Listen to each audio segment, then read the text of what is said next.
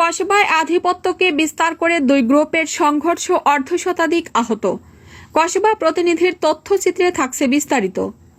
ব্রাহ্মণবাড়িয়া কসবা উপজেলার মেহারি ইউনিয়নের শিমরাইল গ্রামের সাতপাড়ায় সোমবার 16 জুন দুপুর 12 ঘটিকার সময় এই সংঘর্ষের ঘটনা ঘটে। ঘটনা সূত্রে জানা যায়, মেহারি ইউনিয়ন বিএনপির সভাপতি আব্দুল আওয়ালের পক্ষের এক লোক পুকুর পাড় দিয়ে যাওয়ার সময় তাকে অপর পক্ষের সাবেক মেহারি ইউনিয়নের চেয়ারম্যান ও উপজেলা বিএনপির শ্রম বিষয়ক সম্পাদক গোলাম মোস্তফার লোক তাকে পুকুর পাড়ে ধাক্কা দিয়ে ফেলে দেয়। এই সূত্র ধরে এই ঘটনা ঘটে। এ সময় গোলাম মোস্তফা কামালের লোকজন লাঠি, বল্লম, চোয়াল, দেশীয় অস্ত্র ও ককটেল দিয়ে আক্রমণ করে। ইউনিয়ন বিএনপির সভাপতি আব্দুল আওয়ালের লোকজনের ওপর আক্রমণ করে। এ সময় ওয়ার্ড বিএনপির সাধারণ সম্পাদক আহত হয় ও সাংগঠনিক সম্পাদক খান্নের দোকানপাটে লুটপাট ও ভাঙচুর করে।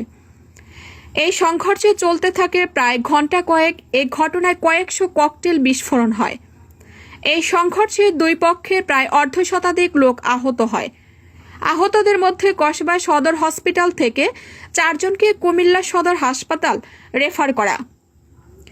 ঘটনার খবর পেয়ে সাথে সাথে যৌথ বাহিনী সহ পুলিশ উপস্থিত হয়ে পরিস্থিতি নিয়ন্ত্রণে আনেন।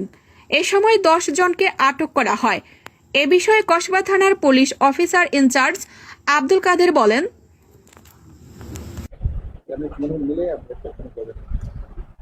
আচ্ছা, আমরা যেটা জেনেছি যে মেহারি ইউনিয়নের যে শিমরাইল গ্রামে আসলে এখানে দুটা পক্ষ দীর্ঘদিন যাবৎ আধিপত্য বিস্তারকে কেন্দ্র করে বিভিন্ন সময় মারামারি করে আসছে।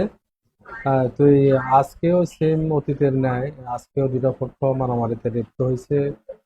আমরা যতটুকু জেনেছি যে এখানে কিছু বাড়িঘর ভাঙচুর করছে, উভয় পক্ষের কিছু লোক আহত হয়েছে। তো আমরা ইতিমধ্যে আমাদের পুলিশ টিম ঘটনাস্থলে প্রেরণ করেছি। আমরা সেনাবাহিনীর সহায়তা চেয়েছি।